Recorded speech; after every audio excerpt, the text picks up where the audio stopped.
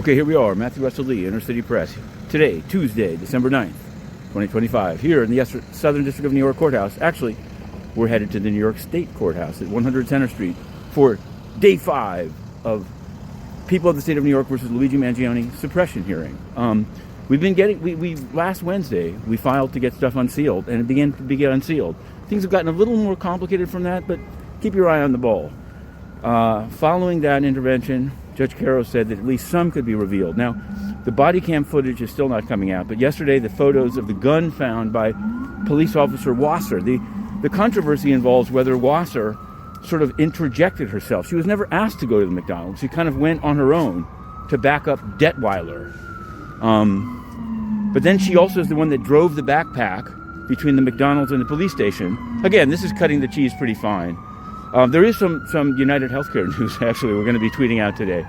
They're being sued for their role in the opioid crisis, among other things, as well as denying claims. So there is that, but there is what's being presented in court. And we're going to stay on that case. We're also going to, this week, cover the sentencing of Do Kwon. Do Kwon, of course, one of the big crypto fraudsters. In fact, the U.S. Justice Department is saying that he's worse, or at least has a bigger loss figure, than SBF or Mashinsky or even Sebastian Greenwood of OneCoin, whose sentencing letters we won the unsealing of in the Second Circuit.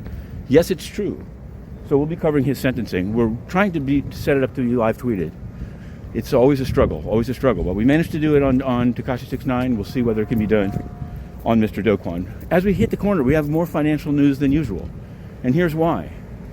A major merger, $7 billion, is somehow allowed to proceed without any oversight by the Federal Reserve. This seems like a real danger.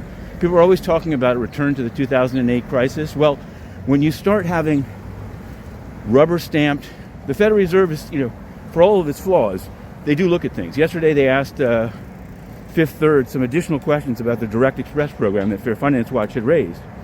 But $7 billion, no Fed. So Fair Finance Watch, being what it is, has commented at the earliest possible time to the Fed on two admittedly smaller transactions, one by Fulton Financial, Blue Foundry, the other one by Associated Bancorp and American National. Because if you don't get the Fed involved, the Fed just sits back. In fact, the Fed was asked about this $7 billion deal and never did a simple answer to say we don't have an application. They let the clock run down. Terrible. Finally, the United Nations. Yes, another scoop by Inner City Press this morning from UN whistleblowers in Geneva.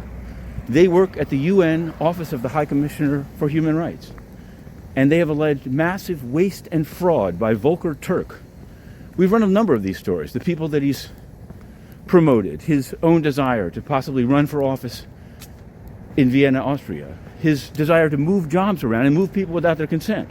And of course, as is prevalent within Antonio Guterres' UN, the brunt of the layoffs all being on lower level staff, and Tony's cronies remaining untouched. Well, tomorrow is so-called Human Rights Day, which is a fine day, except that at the United Nations it's a ghoulish day in which overcompensated, censorious, and hypocritical officials waste your money trying to associate themselves with human rights. We don't believe it, we've applied to re-enter, and we will not cease. Now we're heading over there, 100 Center Street.